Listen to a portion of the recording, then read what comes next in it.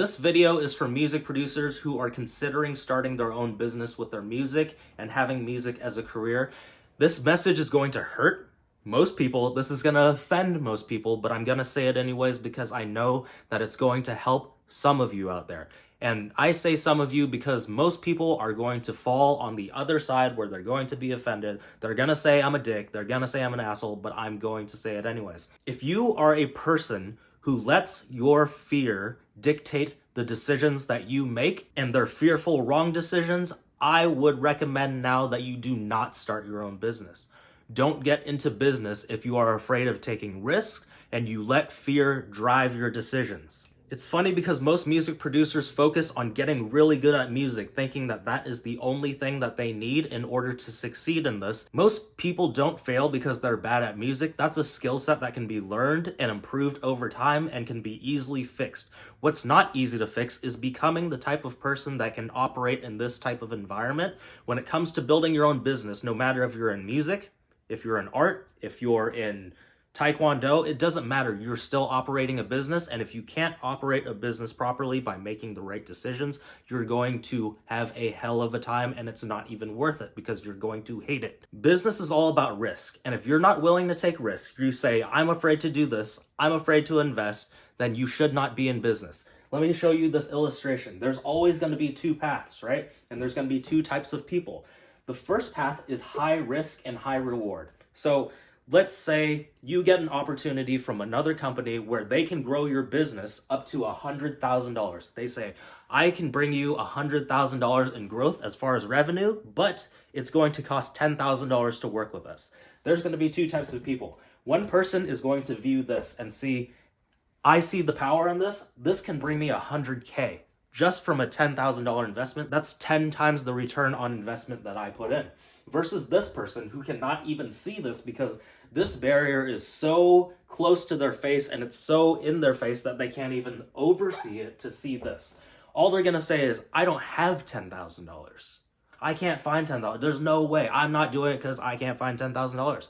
Guess what? You're going to have to make this decision over and over and over and over in business. You have to be able to properly evaluate risk, whether it's too risky, whether it's worth it or not. And if you cannot do that and you cannot oversee this barrier, then there's no reason for you to be in business. The second path is the safe path, right? It's something that maybe you don't have to invest any money in, but there's small payout.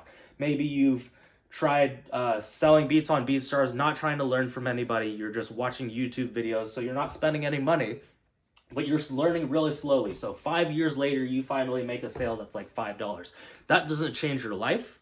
That's not going to help you operate a business because you still have to spend all this time working a 9 to 5 so that you can just pay your bills and keep your lights on.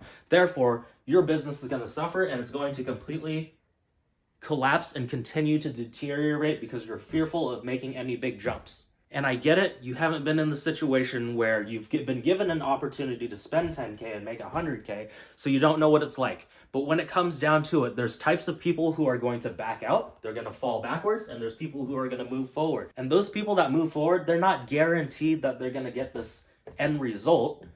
But you know what is guaranteed? If you're fearful and you don't take the path, then there is no way you're getting the result because you're not even giving yourself the chance to walk down this path and see the fruits of your labor. So this isn't just in one situation. This is going to happen time and time again when you're in business. You're going to run into people that offer different services. Maybe it's help with financing. Maybe it's a software that helps you run your business better.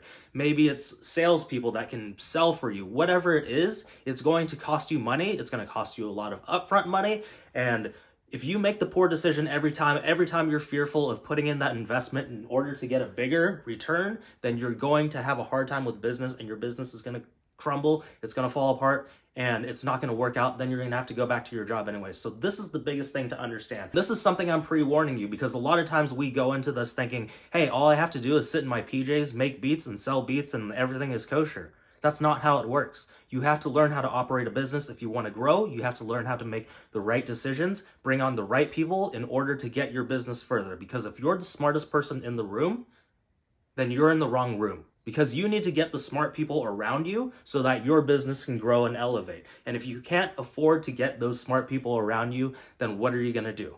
because your ceiling is what you know, your ceiling is yourself. And if you cap out at your ceiling, then that's as far as you're going. And you have to think about this too. I get it that if you don't have $10,000 at your disposal to invest in whatever you need to, think about how you become resourceful, right? If there was a Lamborghini parked outside in front of a dealership right now and it said $10,000 on it, but you know deep down that if you bought that Lamborghini for $10,000, you could go and sell it for $200K and you would make so much more money. Some people would look at it and be like, man, I really wish I had $10,000 and continue walking and miss an opportunity. Whereas those ones who are resourceful, what would they do? They would find a way to get a loan. They would call whoever they need to. They would borrow money because they knew as soon as they bought that and they sold it, they're going to be able to pay those people back. Plus, they're going to be able to keep a bunch of money themselves. So these are the types of opportunities that if you're scared to take action, then you need to reconsider staying at your 9 to 5 and doing something else that's more safe because you look like this guy.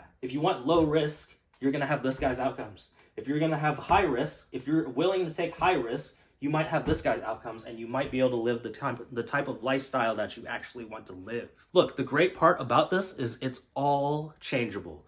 You can change your beliefs. You can change the way you look at risk. You can reevaluate the way that you're looking at things now. But if you're unaware of the way that you think right now, then there's no way anyone is going to be able to solve it for you. So the first thing you need to do is become self-aware of how you look at these types of things.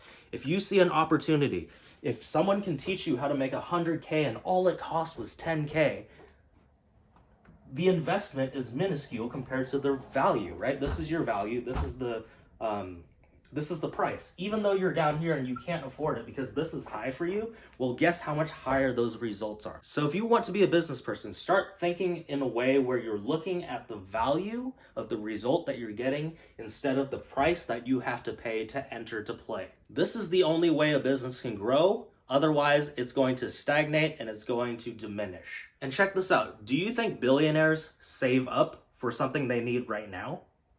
No, right? They don't save up because if they were to save up, they'd still be saving.